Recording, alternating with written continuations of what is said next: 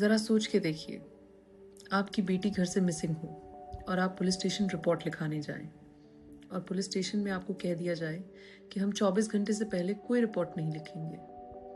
मतलब ये कि हो सकता है आपकी बेटी अपनी मर्जी से चली गई हो, इसलिए फॉर द नेक्स्ट 24 आवर्स हम ऑफिशियल कैपेसिटी में उसको ढूंढने के लिए कोई भी स्टेप्स नहीं लेंगे। अक्सर यंगस्टर्स के पेरेंट्स जो अपने बच्चों की मिसिंग रिपोर्ट लिखवाने पुलिस स्टेशन जाते हैं, उनको यही सुनने को मिलता है, क्योंकि हो सकता है वो बच्चा अपनी मर्जी से कहीं चला गया।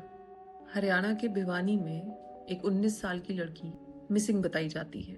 घर वाले रिपोर्ट लिखवाने जाते हैं और पुलिस मना कर देती है। एंड रिजल्ट, 2 दिन बाद उस लड़की की लाश मिलती है। डेड बॉडी मिलने के बाद पुलिस फाइनली हरकत में आई और इस केस को initially as a murder treat किया गया, क्योंकि डेड बॉडी पे इंजरी मार्क्स थे इंक्लूडिंग अ स्लिट थ्रोट। लेकिन फिर अचानक इस केस को सुसाइड की तरफ मोड़ दिया गया। बताया गया कि एक सुसाइड नोट मिला है और ऐसे कुछ प्रूफ मिले हैं जो ये सजेस्ट करते हैं कि लड़की ने मरने से पहले जहर खाया और ये एक आत्महत्या है। उस लड़की की फैमिली इसको सुसाइड नहीं मानती, वो पुलिस की इन्वेस्टिगेशन को रिजेक्ट कर देती है और फैमिली की सपोर्ट में बहुत सारे लोग भिवानी में सड़कों पर उतर आते हैं। As a result police postmortem report को रिलीज करती है और बताती है कि सेक्सुअल असॉल्ट के कोई भी साइंस नहीं थे बॉडी पे। लड़की के घर वाले फिर से पोस्टमार्टम करने की रिक्वेस्ट करते हैं। भिवानी पुलिस के ऑफिशियल्स को सस्पेंड किया जाता है और केस को सीबीआई में सौंप दिया जाता है। लेकिन अगर एक लॉयर की नज़र से समझने की कोशिश करें तो मल्टीपल पोस्टमार्टम रिपोर्ट्स का ट्रायल के ऊपर क्या असर पड़ सकता है।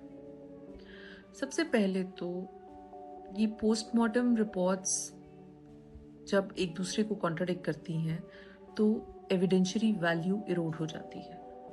मल्टीपल एक्सपर्ट्स को टेस्टिमनी के लिए कोर्ट समन कर सकता है, जिससे कि ट्रायल में डिले होगी। सिर्फ पोस्टमार्टम रिपोर्ट के बेसिस पे ऐसे केसेस में कन्विक्शन होना इम्पॉसिबल है, पर अगर हो जाए तो अपील के लिए ये एक बहुत ही सॉलिड ग्राउंड है।